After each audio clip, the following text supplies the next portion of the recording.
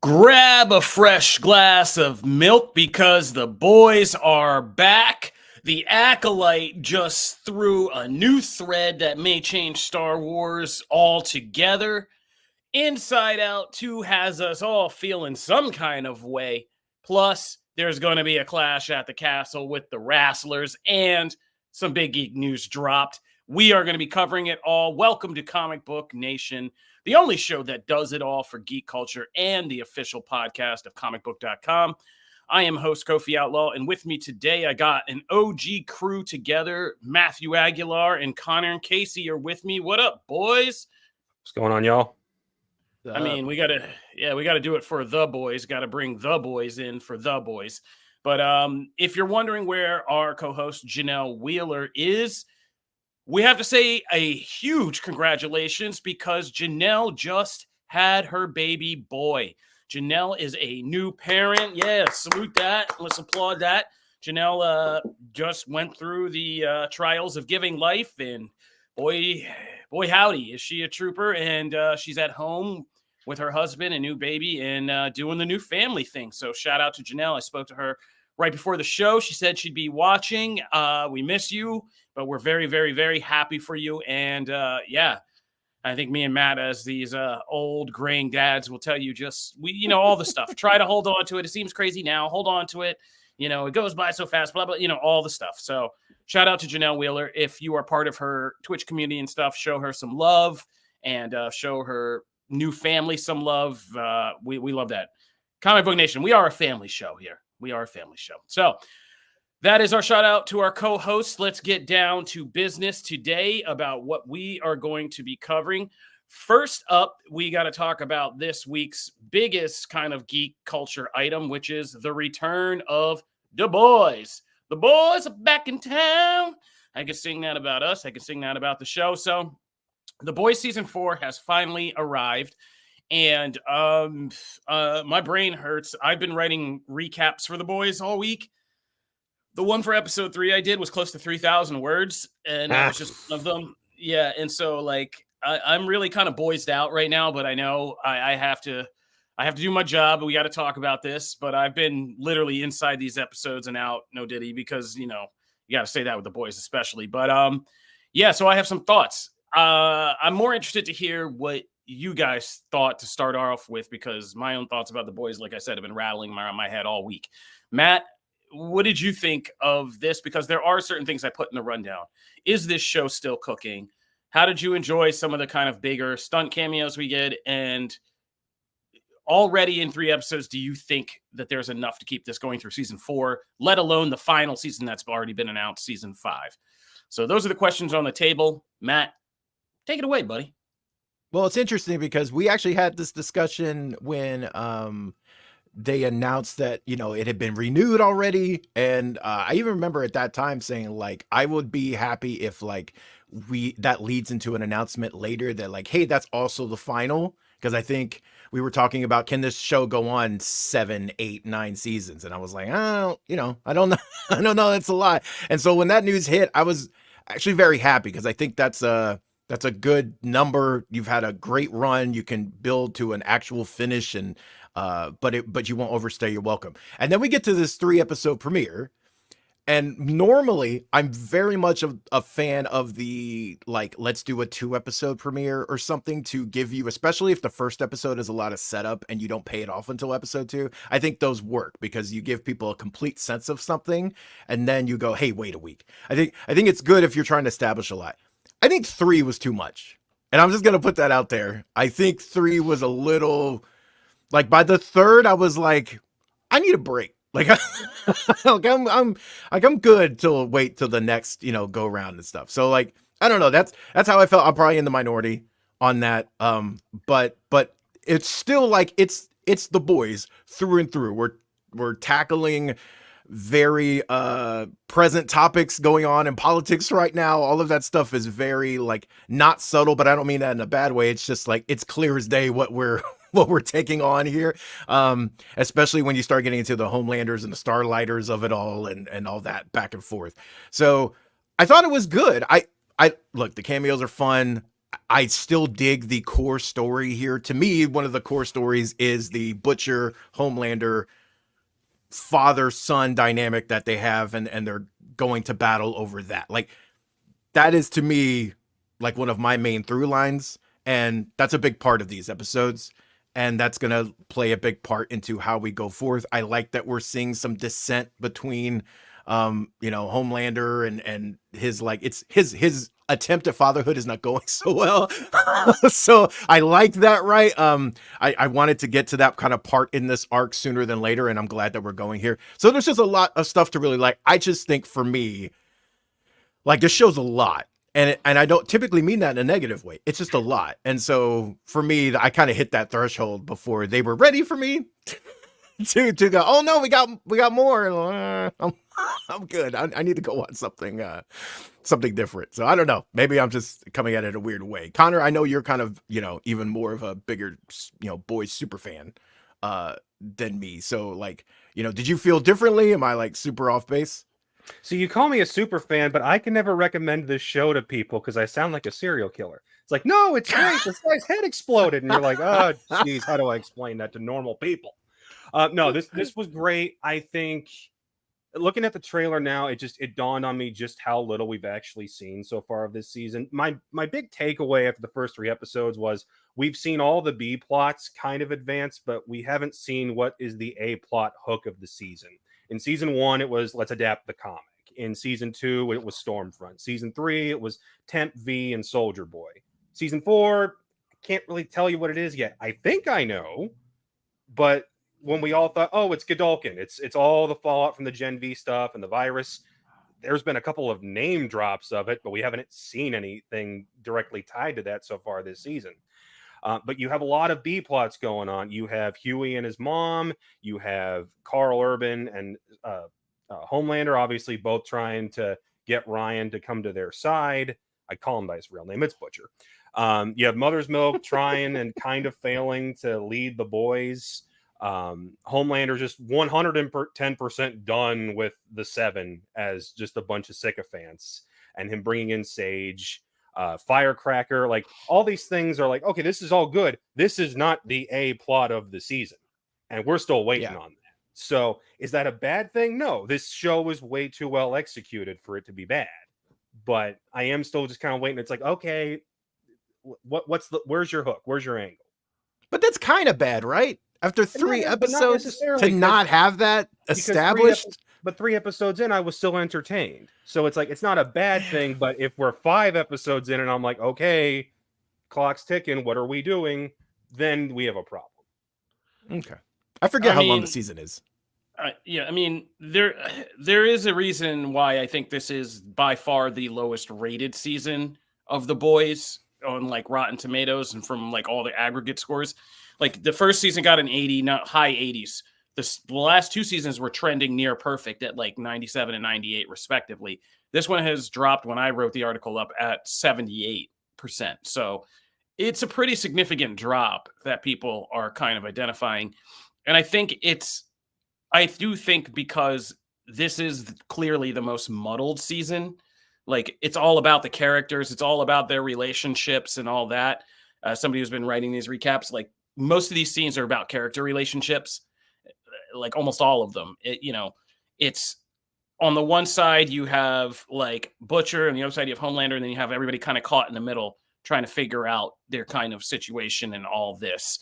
And so it is muddled. It's the one that does not have, in the first episode, makes you feel like there could be like a very clear through line, and that it's like a political campaign. It's Starlighters versus Homelanders and what you do to affect that PR change, and that's why I liked Sister Sage coming in and being able to know and manipulate that stuff.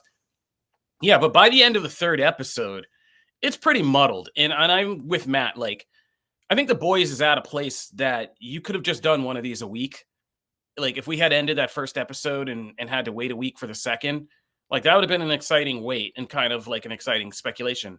There's so much in this. By the end of the 3rd episode, you're just like Matt said, it's hard to even suss out like what happens in episodes 2 and 3. Like I know episode 2 has the truth con thing. That's something easy we can grab onto. It's an obvious, like Matt said, it's hitting you over the head with the metaphor, like this is MAGA, like, and all that stuff. And like, we get it. Episode 3, I'm just like, yeah, I had to go back over the recap and be like, which again, I was telling them, I wrote a recap for this. I've been writing all the boys recaps. This recap was nearly 3,000 words. So this wasn't short. It was a dense episode, but it's all just character relationships. It's literally like Kimiko and Frenchie trying to go back and help Kimiko while Frenchie's trying to figure out his own stuff. Butcher and MM trying to figure out their relationship and having that kind of go really south. Homelander and the dad stuff and his like thing with the 7 and all of that. And even the weirder, we're getting to C and D plots that are so weird. Like the whole, I'll just call it for risk of spoilers, people still watching this weekend, the Bloomin' Onion scene. Yeah, that got weird real quick. Tilda Swinton's role in this whole thing. And that whole thing is like, we're actually taking a lot of screen time for that. So yeah, and there's like those little weird things. And then like even some of the, another guest star from the show who came back through these kind of weird things that are happening with Butcher, right? And him kind of losing his damn mind. So there's a lot of people just losing their minds in this, talking to weird people or weird confidants. Like it's all kind of, yeah, it was all kind of just muddled and a little bit weird, but I don't think it's bad. Like you say, it's the boys. And so by now with Gen V, we've proven like there's a whole universe here to live in and that any of these characters can be focused upon. We are slowly and surely expanding beyond Butcher and Homelander as this franchise needs to do. But yeah, you definitely know when the A game is not there. And the reason I put in the whole kind of can this show keep cooking is like in that first episode, we get this thing from the last season where it's supposed to be like Butcher and Homelander have committed to like, yeah, we're going to do this and we're going to come at each other and it's going to be the fun we want to have again. And you have this scene in the first episode where it's just them in a kitchen talking. And Homelander kind of is just like puts the whole thing off. He's like, whatever. And he just kind of walks away. And that doesn't last over the 3 episodes. We see how that kind of comes back into play. But at the end of the day, like Butcher coming for Homelander is what drives this series. And I don't think you have much more wiggle room for that. Like, I think you got to get driving that and wrap it up and then, take the risk of just putting out this other season that wraps up a lot of this other stuff before we get into spinoffs. But right. It's not bad. Like I said, The Boys is a whole universe. Gen V, I still really very much enjoyed. I'm very curious about The Boys Mexico and what all that's going to be. And yeah, so it was kind of nice to get back in this, but yeah, it was a lot. It was a lot. And I'll freely admit, I think part of the reason I'm a little more forgiving for these first few episodes is that I loved the news that season 5 was definitively the end. I remember comments that were being made like a couple of months prior to that where it's like, oh, we can go way past season 5. And it's like, okay, as somebody who fell out of love with most of the CW superhero shows for going way too long, I would dread to see that happen to this. So the fact that I know there's an end game and it's definitively the end of next season, it's like, okay, I know you got an end game. I know you're building to something. Maybe it makes me a little more patient. Yeah, I mean, this is an election year. This season is clearly taking on election year politics. But there's either going to be one outcome for season 5. Either we're in a slightly lighter timeline or we're in a slightly darker timeline. And the boys will be good about letting us know which one it is before it says, all right, well, enjoy that. Peace. And gets on out of here. So yeah, that's all about there is left to do here. But some real standouts. I loved how they handled how they're handling the Black Noir thing. That was like this crazy mystery by the end of last season. And they just kind of come in. And I love when this show does stuff like that because it's just this absurd kind of running gag with Black Noir through these first 3 episodes. And whenever he's on screen now, the character's never been more interesting to me. It's hilarious to see how they have taken that. Obviously, the girl who plays Firecracker and that character is a very good kind of composite of, what some of these extreme personalities that we have in the socio-political world now. And funny enough, the actress who said she pulled some of that dialogue just straight from different pundits. Like some of that stuff is actually just all real world stuff kind of remixed together, which is horrifying. Yeah, we got surprisingly, the boys. I also think it's like a shtick now that the boys has to kind of give us at least a couple of gross out moments or some extreme violence moment. Like I thought I was really proud because I thought we were going to get to the end of 3 episodes without like a Homelander horrible murder scene. And then we just get one out of nowhere that made me actually jump in my seat because I was just like, what? Like, what? Like, yeah. Oh, And it there we just kept go. getting worse. That was what made it.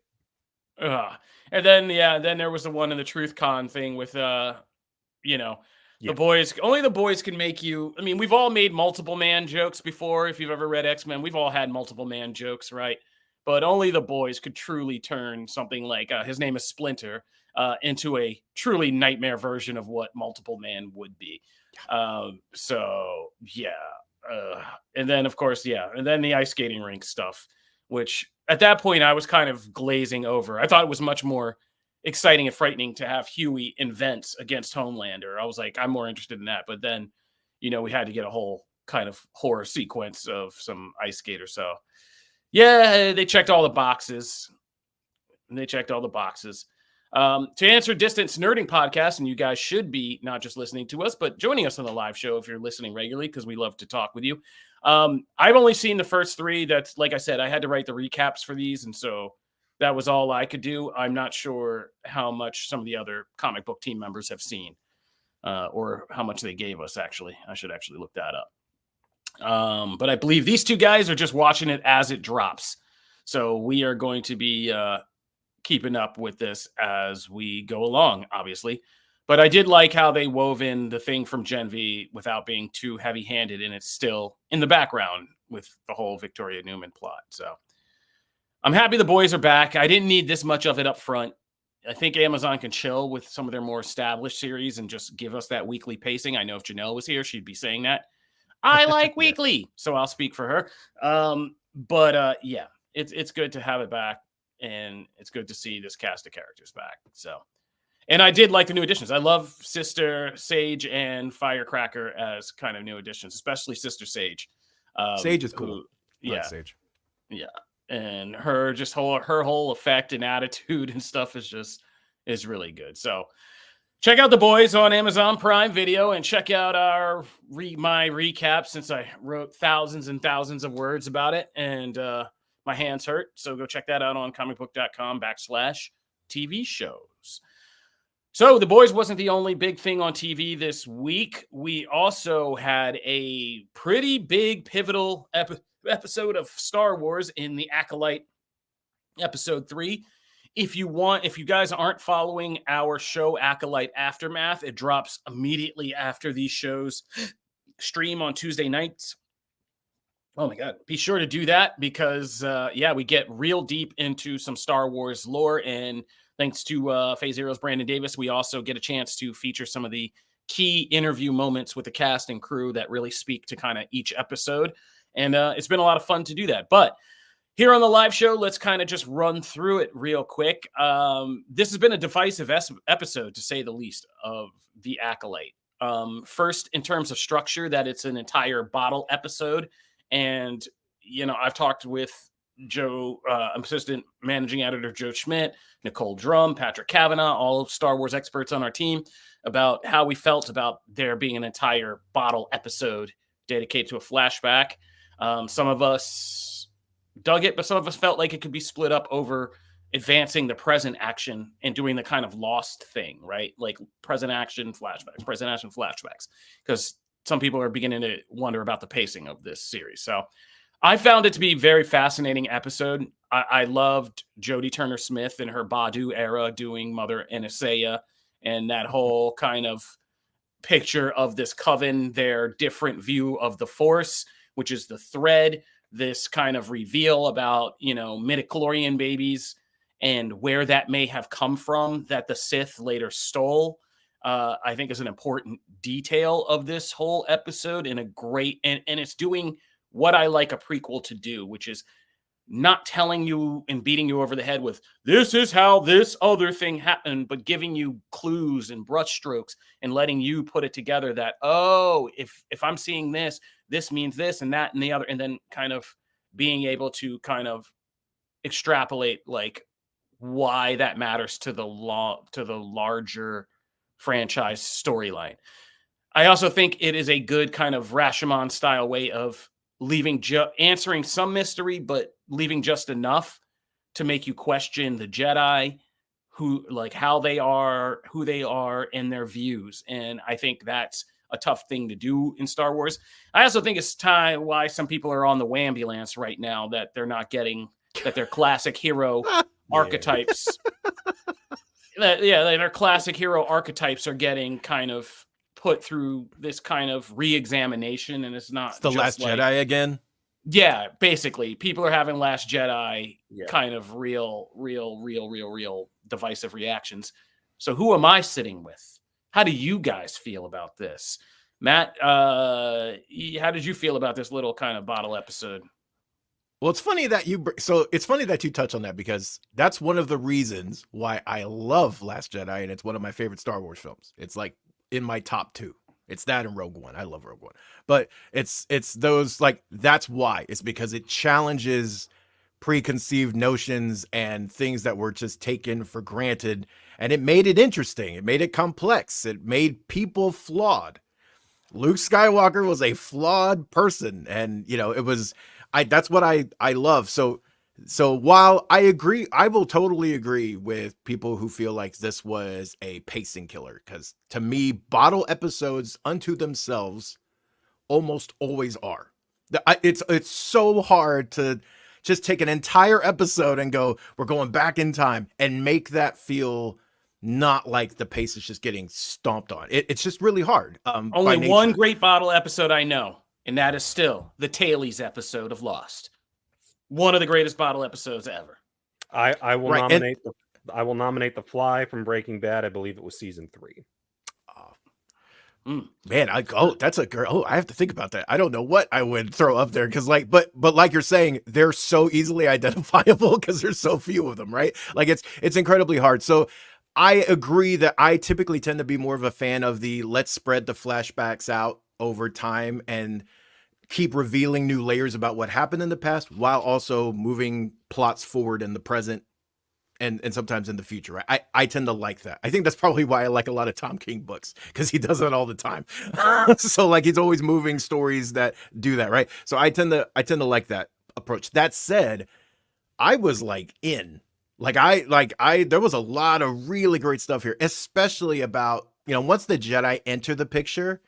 That stuff, I cannot get enough of it's how the whole Charles Xavier, when like Deadly Genesis and some stuff started to really dive into Xavier and go like, hey, he's not the just, beacon of hope and trust that you always kind of thought he was. And they started chipping away at it. I thought that was really interesting, because it made a boring character complex.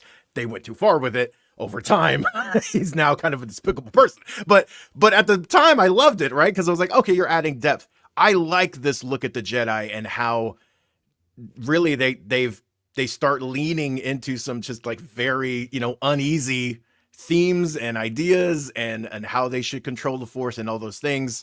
Also Soul's like reaction and like everything that comes with that dynamic between Soul and Osha. Like that stuff is really interesting. Like there was so much here that I really dug. Maybe the execution could have been different, but even as that, I just felt like there was a lot here for me to grab onto, and I thought it was good stuff. I really dug it. I like this series a lot. All right, Connor Casey, we haven't heard from you on the Acolyte at all, so go ahead and cook. Here's your chef's hat. Sure.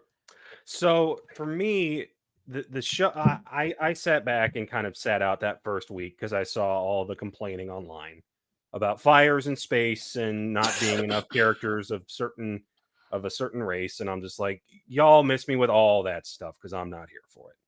But when I knew I was gonna be on the show, I was like, all right, let's binge these first 3 episodes. And I hear episode 3 is controversial. And I'm just sitting back. I'm like, you know what? I don't have any problem with the themes that this show is trying to convey and the stuff that's getting people all mad online. all that stuff that's got them pissed off, I got no issue with. It's just not grabbing me as a show. So that's kind of a boring answer of it's like, the show is mad to me, but I'm not mad in the way that all these other people are mad. Like Last Jedi, I have problems with that movie on a story structure basis, not the themes. The themes were fine.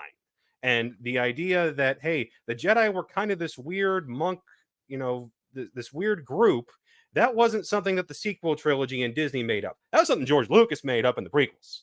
Because the whole point of the prequels is to go, hey, these guys are kind of incompetent. They're also a little bit odd. Now imagine you take that weird, odd, incompetent group and you go, hey, we're going to go to other planets and we're going to tell them, hey, we don't like that you have kids. Also, we're going to take your kids if they want to come be with us. Of course, they would look at them as like, hey, this is an invading force. These guys are weird. Like, go away, please. And also the idea of stuff with the force. It's like, yeah, of course. It's a big freaking galaxy. Of course, some people might call it the force. Somebody else is going to call it the thread. They're going to have different ideas about how that works. We have a modern version of that in this real world. It's called religion. And it's all that is fine. I just kind of sat back and I'm like, yeah, but I'm still not grabbed by any of this. The main Jedi, Soul, he's good. I love him obviously in Squid Game. I think he's given a good performance here. I think the double act that the main actress has to give, she's doing a good job.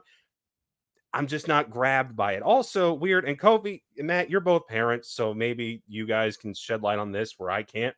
How often do your children actively attempt murder? Quite often. Okay. That's Yeah. Mine not so much. Kobe. I mean, murder so of themselves. Or, they don't attempt murder. They just do things that they don't realize could get people hurt. Sure. Like I had to tell my son. That's true. But May actively just going, I won't let you leave. I will kill you. It's like, wow, that is a quick turn. Well, that's the whole thing. There's a lot that I think is. I think episode 3, and if you listen to the excellent Acolyte Aftermath, we all kind of agreed. We feel like this because people have dropped Oh, I'm muted. Has anybody never said I've been muted? You're right. No, we hear. No, you're. Oh, you've been hearing everything. Oh my you. God! So my mic hasn't been muted when I have been muted. Have you heard all the weird stuff I've been doing when I'm supposed to be muted? Hope not. No, good. I don't think you haven't done anything Let's too keep weird. going. Yeah, let's go. Nobody knows. All right. So yeah, as I was saying, I think the title Rashomon has been mentioned a lot with this series, and I'm a big Kurosawa fan, and I'm a big Rashomon fan. So I was like, okay, what do you mean by that? Because I couldn't see in the first 2 episodes like anything that was Rashomon-y, and I was like, what are we doing here? It's in this episode that I think it's going to be the episode we come back and see again. Like we see all this stuff again, but from a different perspective. Because that whole ending scene is muddled when Osha gets out of her room.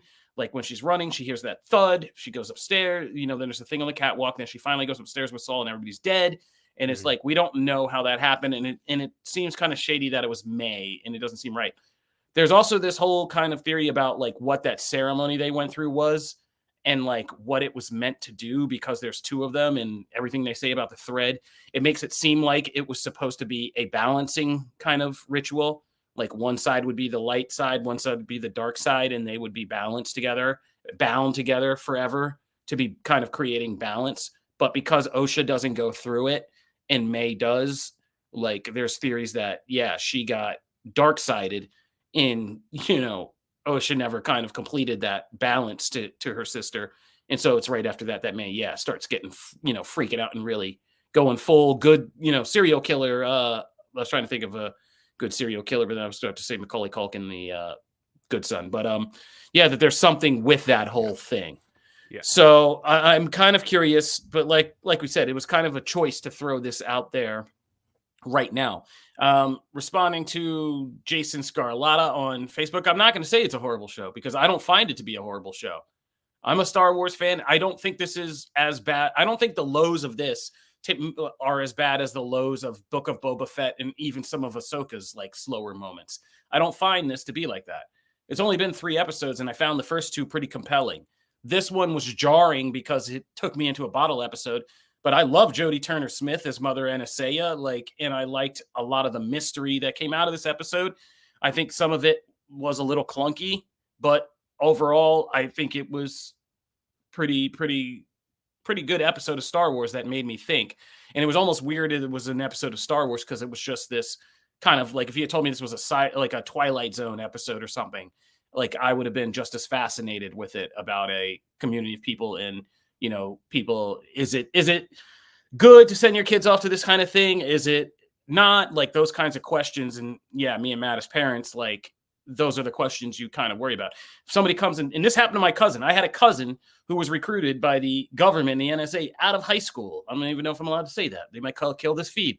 But like, it was a big deal kind of question and a moral question for her family. Like, they were paying for her college, they were setting her up, they were doing all this, but you also had to go to work for the government and the NSA and like all of that stuff. So I remember these kind of dilemmas like being around the table, and it is a serious thing. And I thought this captured that well. So I don't think this is a horrible show. I don't think this is the worst thing Star Wars has put out. And there's no plucky young Leia showing up in this. You know what I mean? Like, come on, bro.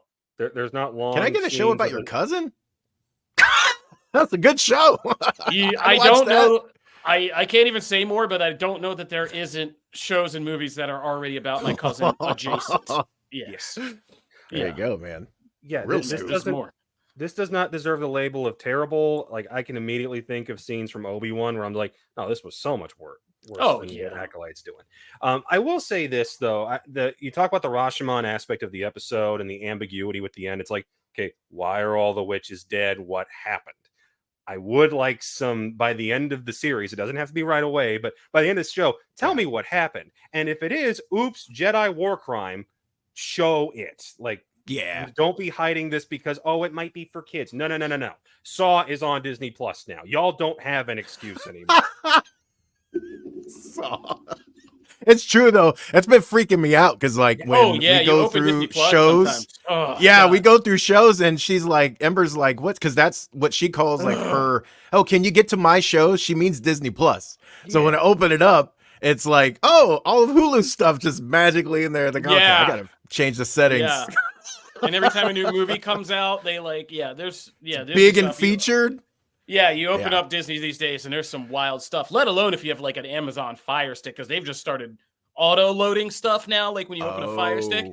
Oh my God, I came in the other day, my son was just like, because it's like it's like the trailer for Long Legs. I'm like, stop, like get out of here. Like, what are you doing? I'm not trying to have this like kid up all night. Not cool, man. But no. Not cool. We're just trying to get the Frozen. Yeah, exactly. I just want Dog with a Blog. I have to go through my account because I haven't fixed Where mine. the hell is Bluey? But yeah, it's wild on Disney Plus. But I mean, it's what we were asking for. I mean, right? We were all complaining that we didn't go in there because it was too kiddie, and now it's just like, here's your adult stuff. Oh, Bluey. Next thing in the slide, John McClane. Next thing in the slide, American Horror Story. Okay, Oh, look, the new Pixar movie's coming up. Anyway, that's a pretty good segue to get us out of Star Wars. I'm going to be very interested because critics got to see the first 4 episodes of this series. So we have one more that we got to see. And I'm going to be really, really, really, really super curious to see next week where everybody stands after we kind of deal with this bottle episode and moving back into the show. Which I don't think is a spoiler. If it was another bottle episode, I'd warn you anyway. Be like, But I'm going to be really interested to see by the end of this 4th episode, like where people stand with this show. So stay tuned and be sure to subscribe to Comic Book Nation and be there for our Acolyte Aftermath after shows where we go even deeper into these arguments and get to hear from the cast and crew. Like this week, we got an awesome snippet from Jodie Turner-Smith talking to Brandon Davis about how Mother Anastasia views the Jedi and like what her kind of more of her internal narrative during this whole episode. Oh yeah, Brywood, our super fan Brywood mentions, I saw Poor Things pops up on your Disney Plus thing, and I was right. Oh man, it's wild out here on streaming. Speaking of Disney, Connor and I both hit the theater and saw Inside Out 2. When did you see this? Saw it yesterday, like right when the theater started releasing at like 3:00. Oh, nice. All right. Yeah, I got to see this on Tuesday with Charlie Ridgely, who's also. Oh yeah, Connor. Congratulations to Connor. He's in there with me and Charlie Ridgely as one of the Music City Film Critics Association members. He just got announced as a member. Is it a little bit of nepotism? I don't know if we can call it that. He's not my son, but yeah, we definitely Appreciate it, guys. I had to push him in there a little bit. But we got to see Inside Out 2, Charlie and I. It was a pretty packed theater. This is Joy. Yes, that is Joy. So they stole our press seats. So me and Charlie ended up huddled in the middle together.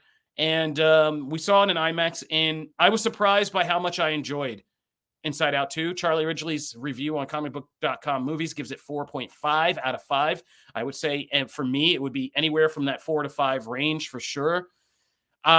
This is one of the more superior Pixar sequels I've seen, even over something like Toy Story 2 or The Incredibles 2, because what Inside Out 2 has to do is take this premise from the first one that was hard enough to do with, creating anthropomorphic versions of emotions and having them have their own characteristics while also having them act in a way that is convincingly kind of synced with what a child is going through emotionally, right? And so that all has to fit and make sense. This sequel is upping the ante on that concept with a girl entering her teenage years, the same girl, and now this new sets of more complicated emotional and mental kind of challenges or just simple life things come up. And those are new characters. Anxiety, like Maya Hawke, my guy, I always forget his name from like the Richard Jewell biopic. Paul Walter Hauser. Yeah, Paul Walter Hauser as Embarrassment. Ennui, which is like one of the funniest kind of new characters. I always love when they do these weird kind of composites. They cut a little corners, but it's a great character.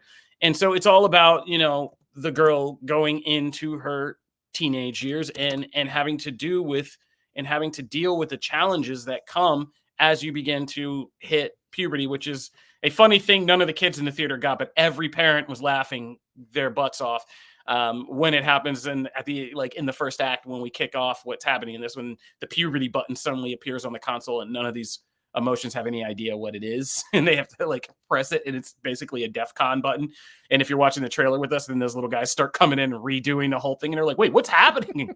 Yeah. And they're like, we got to get ready for the new emotions. And they're like, wait, what?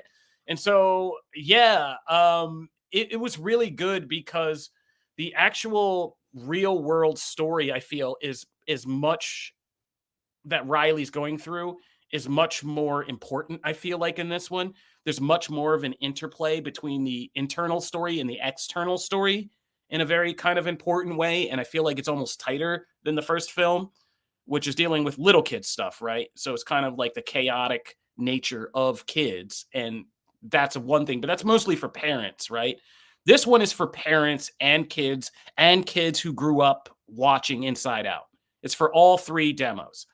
I'm going to bring my little 5-year-old or 6-year-old now to this. And I'm like, you are going to see this. You are going to sit down and watch this and do it. But I'm think it's as equally important for my wife to sit down and do it, who, deals with anxiety and things like that. It's equally important for her to watch it. And any of the kids who are now the age, if they were little kids when Inside Out came out and are now actually becoming adolescents, teenagers, whatever, I think this is just as important for them. And I've heard some weird criticisms of this sequel, like the animation style, specifically the emotions. That's crazy to me. I saw this in IMAX, and yeah, it's crazy to me. I saw this in IMAX, and the level and jump I feel like in animation between the first one and this one is pretty significant. It like the characters and their kind of weird corporal but incorporeal kind of state that they're in, like the little trails coming off them when they move and all that feels a lot sharper in this. The designs of like anxiety and stuff like that are great. And there are this is a fantastic hockey movie. If you're a hockey fan, this is probably the best that hockey is ever going to look in animated format. Like there are some pretty spectacular hockey scenes in this. So shout out to all our Canadian fans up there. This is everything you're about. in a little movie. But yeah, I personally felt that they just did a good job, and I don't even necessarily resonate as well, with some of the things they're talking about in this. I'm a 42-year-old man. I've been through these struggles already. I've been through therapy, and like now I've gotten a handle on my console. But I definitely saw it and was like, there are 3 people I want to bring this to, I want to bring this to, like, to see this already. So I thought it was a superior Pixar sequel. In many ways, I've been down on Disney-Pixar for the last few years, but I feel like they're back, baby. Like, I feel like this one is the one that's like Bad Boys. Weirdly, Bad Boys and Inside Out too make me be like, we're back, baby. But that's just me. Connor, how'd you feel? So a bit of a hot take. I've never been crazy about the original Inside Out. And it's one of those where it's too well done for me to be like, this is bad. But when people would start putting it in that prime Pixar era of the Toy Story trilogy, Finding Nemo, Wall-E, Up, I'm like, no. And my hesitation was when it came to the ideas of how they were personifying these emotions and how it directly correlated to Riley, I was like, okay, I have questions about how all this works. And unlike in other Pixar stuff, when I dive deeper into it and think about it more, and I'm rewarded for that, it was more of a, hey, don't ask questions, just keep moving.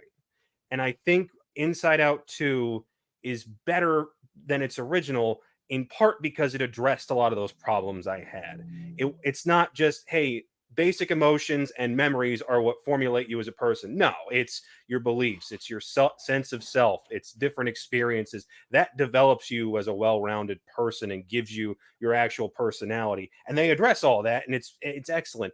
And I thought that the new emotions they brought in, I was a little bit worried. I'm like, is it going to be too crowded? But then they actually have Joy and the main 5 all working together for a big chunk of the film, which was another thing I had problem with the first film. It's like, okay, here's 5 characters. We're sending 2 of them off, and you're not really going to see the other 3 for most of the movie. And this one is not the case. The main 5 are together for pretty much the majority. And I love the dynamics that they're playing off of. And I loved Anxiety as the unintentional villain, because as someone who deals with anxiety in their own life, watching how at first it seems like this is the thing that prepares you for potential outcomes, it overtakes you to a point where there's just static in your brain and you can't cut through that for a long period of time. And to illustrate all of that in animated form like this, I thought they did an excellent job. Maya Hawke coming in as Anxiety, I thought sold the show. And yeah, this one, I've got no complaints. Kofi, you mentioned animation. There was one scene where I sat back and I went, wait a minute, is that AI? Because there's a particular scene where she's sitting in a penalty box. The way she's staged and the way the lighting is working around her, I was like, I swear this is the same lighting I see in those awful AI renders. Now, and I'm not here to accuse Pixar of anything. I don't even know if it was intentional, but it was the one time where I went off, I'm like, is that what I think it is? Or is that just unintentional? Maybe I'm just on the internet too much, which is entirely possible. I wasn't, I know what you're talking about. The visuals definitely changed there, but I think because the visuals there altered in the external world and inside the internal world, there's something significant happening. And I thought it was just a visual metaphor for what, and we're trying not to spoil something, but like what that particular sequence is trying to visually depict. Right. I thought it was just trying to do so in this kind of way. I'm not sure if it's AI or not, but it's definitely different in that moment. But I thought it was different because it's supposed to be a changing. The external world is changing to match kind of like what is going on internally. And I think it's visually supposed to not be quite real. And then we get back to it. And I think that's a big point of it. But those things I'm staying out of the animation. Those are for the animation guilds to get into. I'm staying out of that, guys. But you're definitely right. The visuals do change in that moment, like for sure. And it might be AI. I'm not sure. But otherwise, I think it was really good. And there's some new characters that are thrown in here. Ron Fuchs plays a character named Bluefy, who is hilarious. It's basically like all your Schoolhouse Rock characters from like the 1970s. That's really, really funny. There's some great kind of little side characters and appearances in here, and they're funny. And that's the other thing. Like, there's no bing bong in this. There's no like, wow, this is really tugging at the heartstrings. but I honestly thought exploring her mind this time around was funnier. The stuff with sarcasm and what that actually looks like was I great. busted out laughing loud because I got it. As soon as it happened inside, I was just like, I turned to Charlie and I made the pun and I was just like, I was on the floor. I love a stupid pun. I was like, God, that was smart. And then the obvious Final Fantasy, pretty anime sword boy riff that is there for just 5 minutes. I'm like, who the hell thought of this? And why is this perfect? Oh yeah, like Mr. Final Fantasy guy. Yeah, there's a hot like Final Fantasy game character. Like it's like a crush thing, and like it's hilarious. Yeah, it's great. That was for the anime fans, but yeah, no, I mean, I could go on and on. We're getting close to we need to take a break here, but I definitely say go see Inside Out 2, go see it in theaters. And whether you're a parent dealing with, modern challenges emotionally, have a kid who's doing the same, any of these alpha babies out here from the COVID era, or you're just trying to keep your teenager, safe and alive through those years. It works for everybody. And it's been a long time since I've seen a Pixar movie really truly do that. So can't say enough about it. Yeah, Matt, this is going to be good for you guys. You should put a little nest egg. We just rewatched the first one, like literally this week. Ember had never seen it, and so we watched it with her, and she's like all in. And after rewatching it, gotta say it's up there, man, for me. Like it's up in my top, easily my top 10. I'd have to actually go. We should do that. We should rank our favorite Pixar movies at some point. Then we have to go through all like the last decade and some of the lesser. Some of those have been. Elemental's fantastic. I don't know if it's my top 10, but it's still that's really pretty good. Luca's up there. Is Luca Pixar? Turning Red is great. Like Soul has a lot of fans. Hey, we can get into it. It's been murky since the COVID years. We can get into it. I know about Luca. I didn't love Luca, but Luca just reminds me of COVID. I can't. My kids love Luca. It's like the thing that got them into Pittsburgh the most, weirdly enough. See? But there it is. All right. Yeah. See? Yeah, we can. Yeah, we might have to do this. We might have to rank some Pixar films because the Pixar showdown sounds like it's going to be serious. All right, we got to take a break. We did nearly damn a whole show here, but we're going to take a break. And when we come back, we got some geek news to run through. Plus, Matt and Connor got to talk wrestling, and Matt has his agenda as well. So stay tuned for all of that.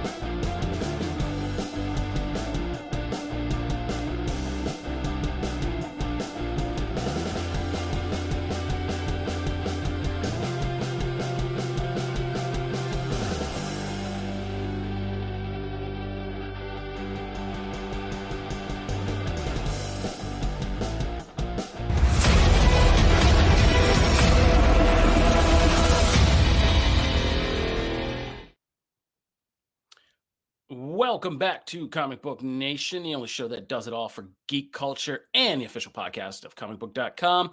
In our first half, we did a bunch of stuff. Oh, we don't have to do halves anymore. What am I doing? Let's just talk about what's up next. So, geek news time. We got to blow through some of the biggest headlines and things that just happened this week and let you guys know all about it.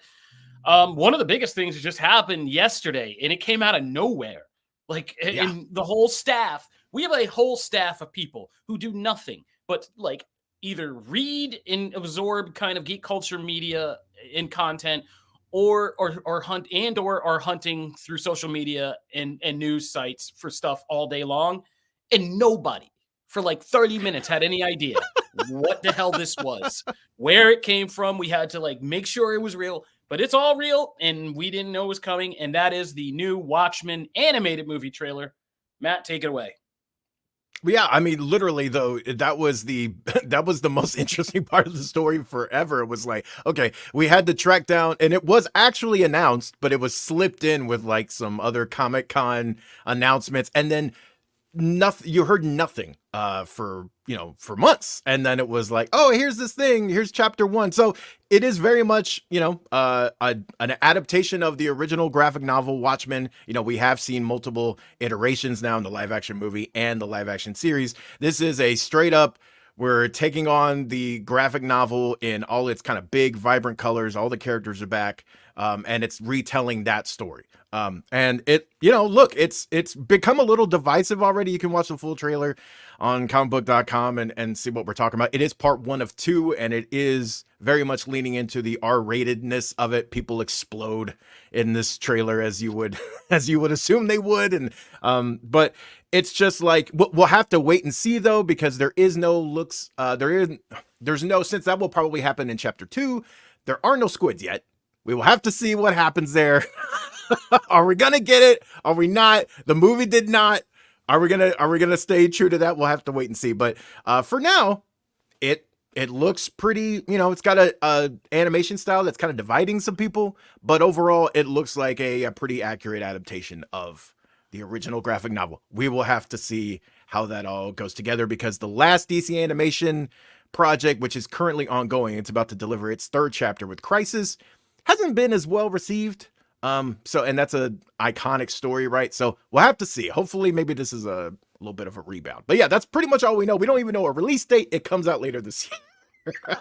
It's kind of brought to you by the studio behind Marvel's What If. We have DC's Watchmen. I mean, seriously, I don't have a problem with the animation style, but I know I think it looks cool, especially the Manhattan. Like that stuff looks straight out of the book. That looks really good. No, I mean, I'm never like, again, I don't get into my animation bag. I feel like animation is one of those things, like when people try to talk casting or acting, I'm like, unless you're an actual actor or casting director, I don't believe what you're saying. It's so subjective. Yeah.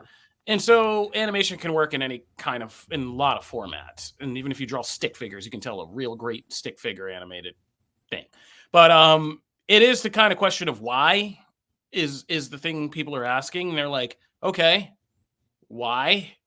Yeah, I mean, look, I'm one of the people who went out and bought that ultra super combo edition of Zack Snyder's Watchmen that had the Black Freighter animated portions, like portioned into the movie where they're supposed to be. Yeah. Like, and it's the whole 3.5 hour thing where you're watching the live action, stopping, going into the Black Freighter chapters, doing all that. So yeah, I mean, that was like a Watchmen experience that I still enjoy. You have HBO's Watchmen, which took the world of the comic and, brought it into live action, and still one of the most compelling, like, sequel expansions that we've ever seen. And so, like, yeah, just going back and doing like shot for shot replays of comics. I thought we got over that in the late 2000s. Like, it was cool with Sin City for a little bit, but we definitely had that divide in the 2000s where it was like, do your own thing with a comic book movie or just recreate comic books as movies, like panel for panel.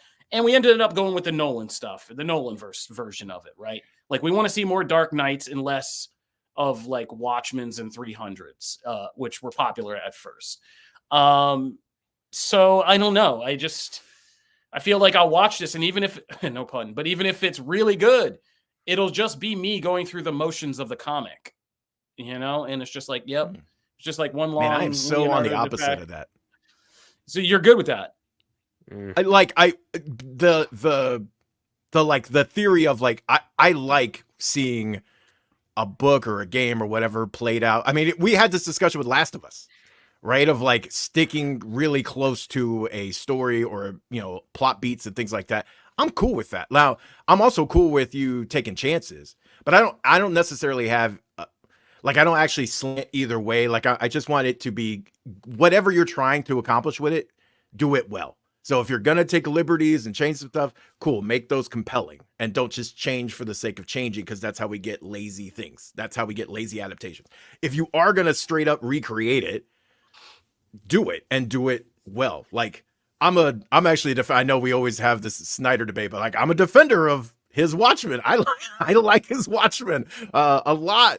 And so, you know, I dug the freighter stuff. Like if you're going to do it, go all in, right? Like I'm cool with that, but it was taking inspiration from that and really trying to do that service. So, I'm cool with either. It's a case by case basis for me. Just do it well, whatever the hell it is, do it well. At this point, I just think we're just trying to. I think DC's just trolling Alan Moore at this point. That's it. It just feels like we're trolling. Alan Moore's Watchmen deal is infamous in the comics world, where it's like they will never give him the rights back to that thing because they will always keep this book in print. And this just feels like more of that. This is why we got those prequel comics in the early 2010s nobody talks about. This is why Rorschach got that sequel comic that I gave up after I was told to review the first issue. Here's the thing. Of all the properties that have had adaptations, you have Watchmen, where Zack Snyder, say what you will about the man, and Lord knows I have, and say what you will about that ending and whether or not he actually understood what the hell was the story about. The man made a live-action movie that was almost shot for shot a remake of the comic. So we already have the adaptation that is just, here are the visuals from the comic in a different form. I have read the comic. I've watched the motion comic, if y'all remember those from YouTube in the mid-2000s. I have seen the movie. I loved the HBO show. Can we move on? Like, I do not understand the point of remaking this again in a shot-for-shot readaptation of the comic as an animated feature. I don't get it. I do not understand why this exists. Okay, boom. There it is. This was the unexpected grenade of this show, apparently. We never know where they're going to go off. Brywood said I was finna go ether, and I'm like, you know what? I have thoughts, but we don't have time. Give people what they want. Oh, my God. Brywood also dropped a thing. Will they animate Doomsday Clock after this? Because they can. They can do that. They can bring Watchmen and DC together, and I'd be here for it. Look, I'm one of the rare people who like Doomsday Clock. I really liked Doomsday Clock. Everybody told me it was crazy, but then I got to read it when it was finished, and like I got to read the whole thing, and I was like, oh yeah, like Marionette, those two characters or whatever, like the mime character. Like I love all that, so I was actually pretty good on Doomsday Clock. And since I still don't quite know what the hell went on, I'd love an animated movie to make it easier for me. So I'd be down with that if they do that after this. But all right, I said we were going to speed through all this, and then here we are yelling about Watchmen, the animated movie, the thing we knew least about. So I'll take the next one, my next news item, which was the Energon universe. So the Energon universe is kind of coming to the big screen with the Transformers G.I. Joe crossover movie, and that movie now has a confirmed writer in Derek Connolly. So Derek Connolly, most of his credits are from working with Jurassic World filmmaker Colin Trevorrow, and he did the scripts for Jurassic World and Jurassic World Dominion. He also did the script for Kong Skull Island. So, you know, some pretty good B-movie genre stuff right there using established properties. Now, he also worked on the script for Star Wars Rise of Skywalker. But, is that his fault? Or did he just have to follow the company notes on that one? Or did he work on Trevorrow's version of Rise of Skywalker, which Duel of the Fates? I'd be interested to know that. So we'll dig into that a little bit more, as well as Pokemon Detective Pikachu. So the man has been working in, genre fare. Derek Connolly is very steeped in taking established lore, characters, all that stuff, and, you know, working within that to kind of create new things, which is exactly the kind of person you want to bring the worlds of Transformers and G.I. Joe together in a compelling way. Now, I say that this is an easy layup. They'll probably mess it up and somehow, but I think if you just look at the current Energon universe and seriously, man, and just steal from that, just steal it. Everything from that. We're good. Yes. Don't be subtle. Just take it all. Just bring the comics to the writing staff and go just rewrite this. It's like that's I know. We all just you have said to do. after my whole speech against that, do not take any chances. Just steal from the comics. Yeah, just do that. Oh my god. Yeah. So there you go. That's it. He's just gonna be the writer. We're still seeing more about this. You know, Transformers 1 is coming out this summer, but this is a big project for these franchises to be doing. And Distance Nerding in the comments asked, does he have the touch? Does he have the power? The song hit my head as soon as I read that. That's good. Well done. That was well done. That was a well done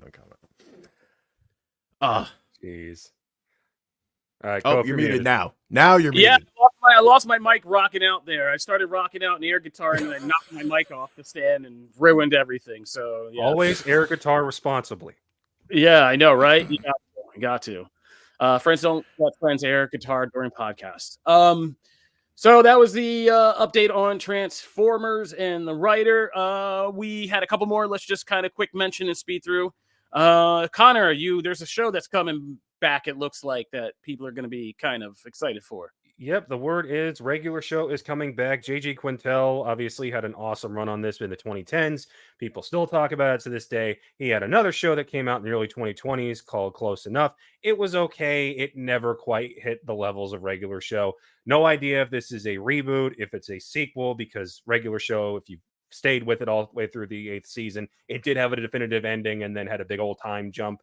So no idea what it's going to be, but I absolutely love that show, and anybody I introduce it to, once they get the gimmick of what's going on each time, it always hits. So I can't wait to see it come back, and hopefully they got more in store. Yeah, I didn't get into this. This was like those 2010 shows. Was this one of them? Like this, Adventure Time, all that stuff. I never Gravity Falls. I watched them loosely because my daughter growing up would watch Cartoon Network a lot, and I'd catch some of these. But I always liked it. It always made me like laugh pretty hard when I would catch this. So I'm kind of interested to see, because I put this in here because we just did the one about what's the other show? Oh, Gravity Falls might be coming back. Gravity Falls, yeah. Yeah. And so, yeah, it's interesting to see these kind of getting revivals. I think it's time for them. I mean, it's been long enough. Yeah. All right. Is that it? Oh, yeah. No, I skipped one. We had one last new item. We had one last news item I skipped over. Sorry about that. Swift. Yeah, this one's for Janelle. This was Janelle's feel-good story. So, Janelle, if you're watching, I included this entirely for you. And since I'm tagging in for her today, Entertainment Weekly saying Taylor Swift not in Deadpool and Wolverine. And I read that story at the same time my girlfriend was watching Argyle, and I was reminded of another Taylor Swift Hollywood conspiracy theory from earlier this year. So maybe it's real, maybe it's not. I got to see the movie to get it confirmed. Yeah, I mean, when they dropped this in the comic book Slack, I was like, like, confirmed, debunked, as in, like, Andrew Garfield's definitely not appearing in Spider-Man No Way Home, debunked. It's true. Like, that debunked. Like, he has forever screwed that up, by the way. He has forever, like, had an effect on that. You can't take anything at face value after that. That man went on every show and said no. And then he was lie. Pretty much. Yeah. The lies. But I don't believe it. I don't believe it until Deadpool Wolverine is out and I get to the very last scene of the credits and there's not any, and there's not any Taylor Swift in there. Come on, man. I feel like Taylor Swift and Blake Lively are going to appear in there, and maybe Ice Spice. We don't know. So we're going to see. But Deadpool Wolverine's coming up, so we'll know soon enough. All right, Matt, all right. Connor, my part of the show is done. Let me roll through. I got to roll through some reviews real quick, and then I got to jump into wrestling. So let me hit two. Well, actually, first I want to highlight two things that we've done on the channel. We recorded yesterday, quick save. We did a full Dragon Age Veilguard episode. All the gameplay hit, the trailers hit over the presentations, a lot to process, previews coming out. So me, Logan, and Hannah all dive into that to break everything down. We also get into all the geeky, nerdy stuff, how we feel about BioWare, all of that. It's a packed episode. We talk a lot. So definitely check that out on your audio platforms, as well as the you can always find all of our video content on the Comic Book Nation page as well. And that includes a big Star Wars Unlimited reveal. Me and producer Pete hopped on and were able to reveal some brand new cards from the game exclusively to us. So you can check that out in video, and there's a post written on the site breaking all that down. But Wookiee fans should be quite happy fitting in with our Star Wars theme. And then I wanted to hit on 2 games that I've had the chance to finally put through their paces. Stranger Things Upside Down. Everyone knows I'm a big Stranger Things fan. This one comes from CMON and is a 4-player cooperative game, 2 to 4 players. And this one is like straight up co-op play. You're playing as all the characters that you love from the show, and trying to essentially avoid the Demogorgon and try and save Hawkins. What's cool about it though is that the board actually has, like, the first side of the board is season 1. And it actually has like its own cards, its own allies. Everything is kind of themed after season 1, and half the board is the above ground and the other is the upside down. And then you're trying to essentially like save Will, right? And that's kind of your main objective in that, and there's a whole way to do that. The board then flips and you play the season 2 side, and it actually comes with all new cards, all new you actually play against new enemies. You then also have new allies. All of that is themed after season 2, and you're having to deal with the vines and close the gate. Like, all of that stuff is factored in. So number 1, it's a really good value because you're getting like 2 really big scenarios with that. Co-op things tend to be my jam. You're having to manage fear along the way, keep people from going crazy, because if they do, you lose the game. You can also lose by like everyone, dying as well from, no health and things like that. So there's all these kind of ways to enjoy it. My main thing is, and also you can see the miniatures look great too, and the artwork's really good, especially on the both sides of the board, like depicting the locations.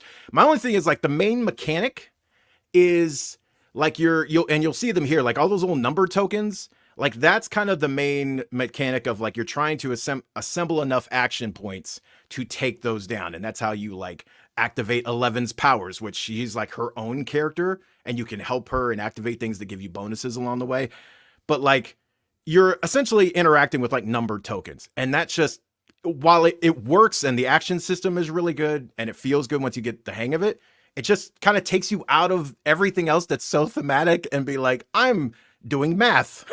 Let me add this 4 plus 2 and 0. And okay, can I beat that? Like, it's just the way that's implemented is a little bit kind of just takes you out of it. So that's a little bit of a bummer, but it works really well. And I think fans of the franchise will really dig it.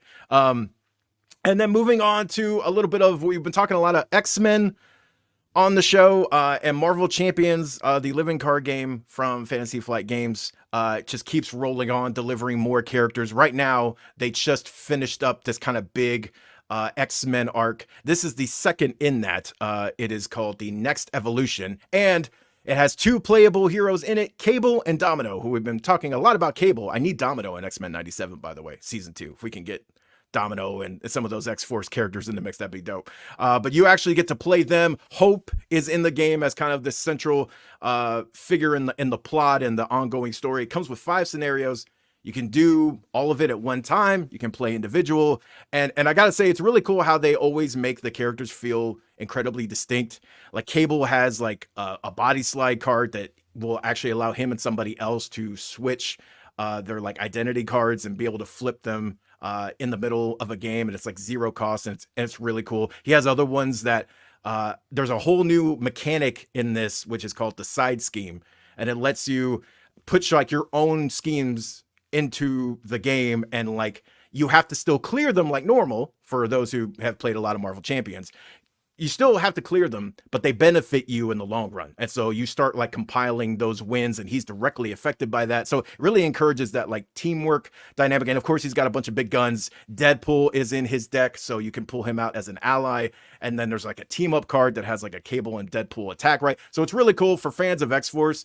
They also like X-Force cards are in the deck, so both him and Domino can be affected. Domino is really cool because it actually almost all of her cards factor in luck. So you're actually, to get a bonus, you're taking the top card of your deck and you have no idea what it is, and whatever resources are on there will enhance your attack, but you don't know. And some cards actually, like, you're able to take and put them in your hand afterwards. Some have like bonuses on them, so you never exactly know what your attack is going to be, but it's going to be beneficial to you in some way. You just don't know how beneficial. So it brings that whole luck power of hers into the game on a regular basis. It's actually super cool. And then Mr. Sinister is one of the main villains in this. You'll also be taking on Juggernaut, the Marauders, a bunch of deep cut X-Men characters. And this is all that Age of Apocalypse is the third chapter of this, which just came out. So we will be talking about that at some point in time. And that this kind of leads right into that. Nightcrawler just got announced for the game as its own hero. So at this point, Jubilee's coming later on this year. Iceman just came out. X-23. They have a lot of the core X-Men in the game now. So for X-Men fans, you should definitely check it out. So that is your, tabletop check-in there. Both I really enjoyed. I would say Stranger Things is probably like probably give Stranger Things like probably a 3.5, 4. I was in maybe 4 because I really enjoy the game. It's just that like thematic element, and sometimes that part can get a little boring. But then for Marvel Champions, this expansion is like a 4.5. It's especially for X fans. If you're not an X-Men fan, maybe a 4.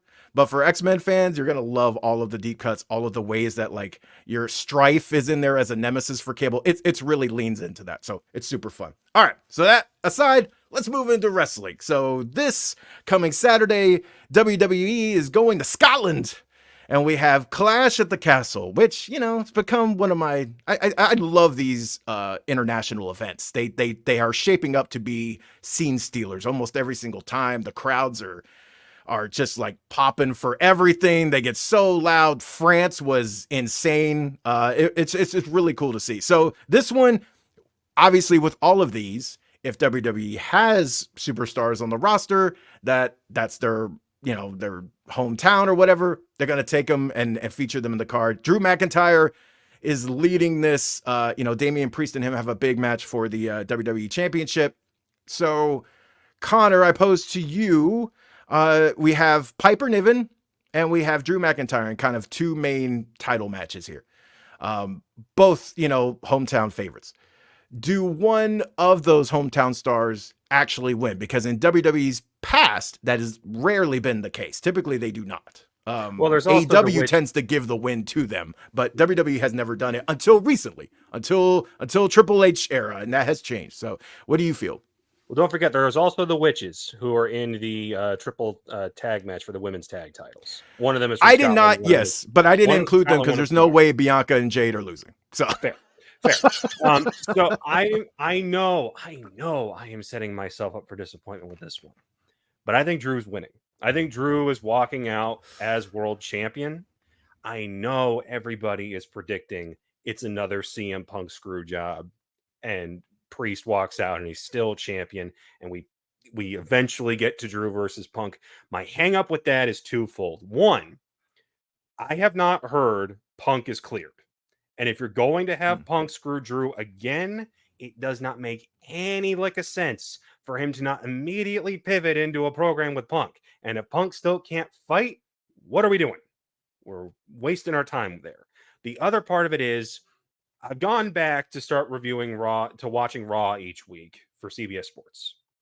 And what I've noticed, and this is not a knock on Damian Priest, but without Rhea, without Seth, and with Becky's contract being what it is right now, Raw is a little bit starved for star power. And they've tried to answer that by having the Judgment Day kind of carry most of the show. It's the Liv and Dominic storyline. It's JD and Braun Strowman.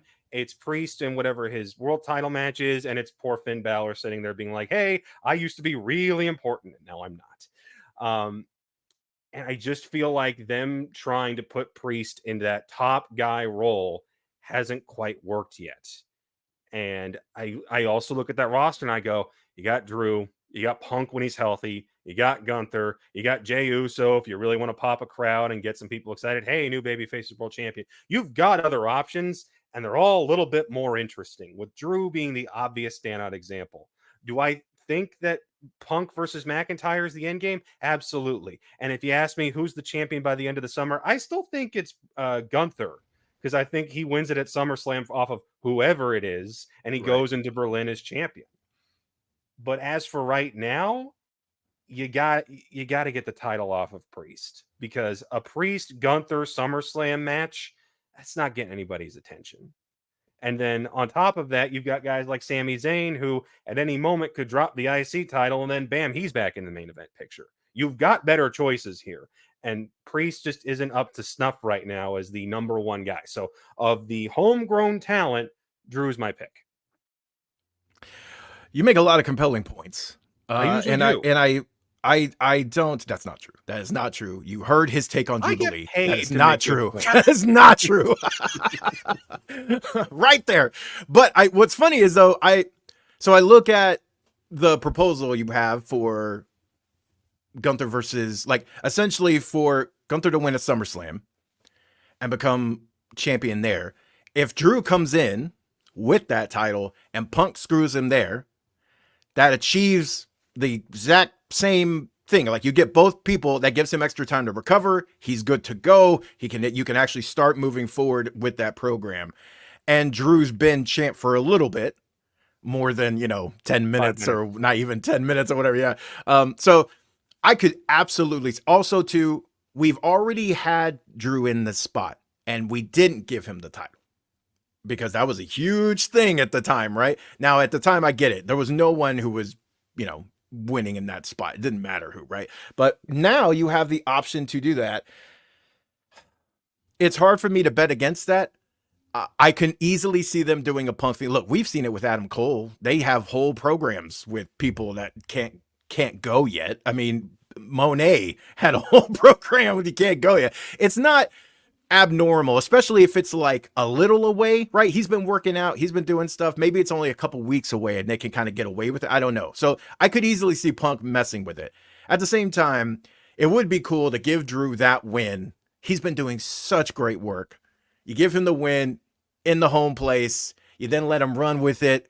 You can still have Punk, throwing jabs or whatever. Then Punk costs him the match against Gunther and you have all that, right? I think you make a good argument there. I think it's an argument that I'm being swayed by the more and more I see people talk about of like Drew winning and making that a huge moment. Piper, I don't think that's happening. I think Bayley will retain.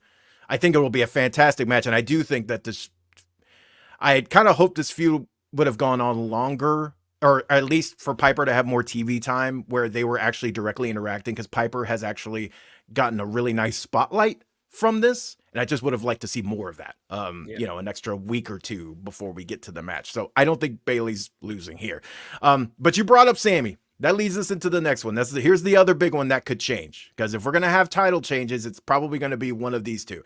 And the Intercontinental Championship, that has been one of the best, most interesting storylines Raw has had, right? With Sami and Gable and what Gable's been doing with Alpha Academy and Otis, my man, shining throughout this feud, right?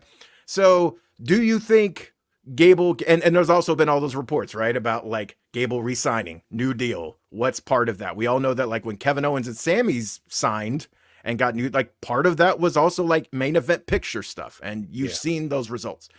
So is Gable a new champ by the end of this? We kick off that era for him? I think so, because I feel like it's finally time, in that you immediately have something for him to pivot into as champion. It's not just Chad wins, Sami tries to win it back, and then Chad is left off in the ether. No, you have an immediate storyline to pivot to, which is let Chad finally be like, surprise, Diamond Mind has been I've been secretly mentoring them this entire time. Here are the creeds. You can toss in Ivy Nile if you want. And then they're fighting what's left of Alpha Academy, which could lead to a hell of a match between Chad and Otis at SummerSlam, where everyone in the world is rooting for Otis to finally get one over on his abusive former coach. That's a great story. And with Sami, it then allows him to go pivot back to the main event. He could go after Money in the Bank. He can always run it back with Gunther. And him versus Drew is always a fun dynamic. Like, there's a lot more for him to do. And like I said earlier, the main event is as stacked as it is on the Raw side, you're not dealing your best hand right now, and you have better options. So I'm all for it. Go with it. Chad's had so many opportunities at this point. You need to finally pull the trigger on it. Now, that's all with the understanding that he's re-signed, which last I checked, we have not gotten the official confirmation. I don't know if you've seen it this morning, but I haven't. No. All right. So I know we got to run here. So we're going to pivot a little bit. And the other one on the card is Cody Rhodes and AJ Styles. So I know you have something in the chamber about Cody. So I'm going to give you the floor on what you think of. Well, it's just everything. I'll just leave it up to you. You just take it from there. Okay. So, Matt, you drive a car, I presume. Not much, but yes. Okay. You have a car. Now, your car has a check engine light that comes on when something is wrong. Now, that can mean anything. It could mean the gas cap is loose. It could mean you need a new radiator. Something could be very minuscule. Something could be massive. And it's usually not just the check-in light. When it's just on, you're like, okay, that could mean literally anything. When it starts flashing is when you panic, because then it's like, oh, no, something is legitimately wrong, and I need to pull over and stop driving and get this sucker towed. Cody Rhodes' championship reign right now, the check engine light is on. It is not flashing. And let me explain why. Cody was able to get back into that main event scene at WrestleMania 40 thanks to the massive wave of fan support he had generated since returning to WWE. We can all agree on that, right? Because they were more than happy to go with Rock versus Roman had there not been that massive backlash. The one thing Cody cannot lose right now is that fan support, because the clock is ticking on an eventual Rock return and a Roman return. And when those two characters are back, Cody cannot afford to be the outside man looking in, where suddenly he's lost steam, he's lost momentum, and they are all too ready to get the title off of him so they can run the dream match that they've been hyping up for years. Why I say that now and why the check engine light is on but it is not flashing is that the title reign cannot afford to feel like it's spinning its wheels, which was my biggest problem I had with Cody last year, was that it made all the sense in the world to go back after Roman because, hey, you just got screwed. But no, let's have him spin his wheels for a 3-month program with Brock Lesnar, and then a 3-month program with the Judgment Day, and then a 3-month program with Shinsuke Nakamura. And oh, hey, look, it's finally the Royal Rumble. We can finally get back to the point of why we were doing this. I do not want to see this. I do not want to see his title reign start spinning its wheels. It's not yet, because you had the first match with JJ. It was great. You had the filler arc with Logan Paul, which is where I was kind of like, do we really need a filler arc right now? Because it's a Saudi show. I know, but not ideal. And now you're going right back to AJ.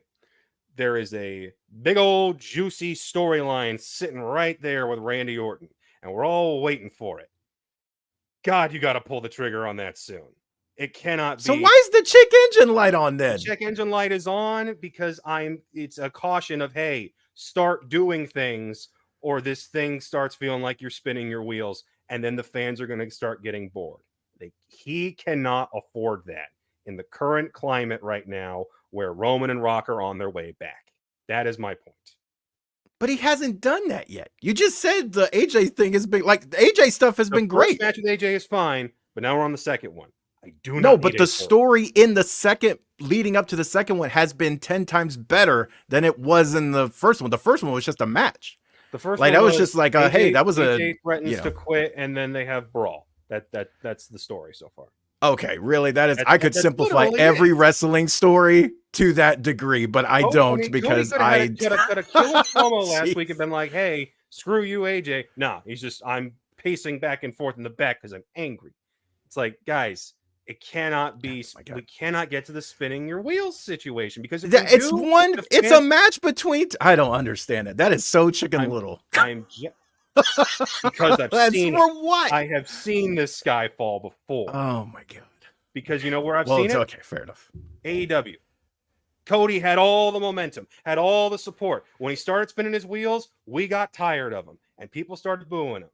And then you found yourself in this weird situation where you're like, I cannot believe the most obvious baby face in the world is getting booed and getting boring chants during his promos.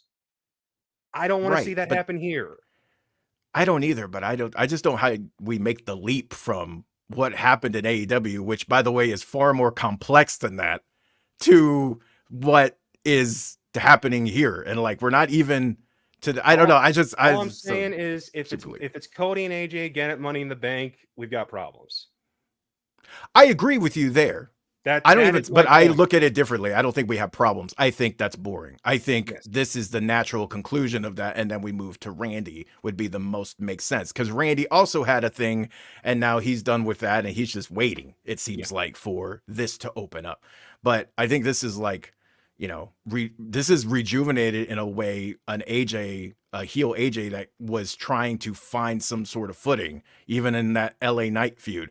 And this has been really good stuff between them. So and that's why, you know, I'm not Colin Cowherd. I'm not the master of metaphors over here, but that's the metaphor I came up with. It's like, hey, slight caution, address this now before it gets worse. That's my point. There we go. All right. Well, you can check out all of our coverage on Clash at the Castle this Saturday over here at comicbook.com. We'll have everything covered for you and all kinds of stuff. This has been a busy month and we're going to be leading at the Money Bank soon.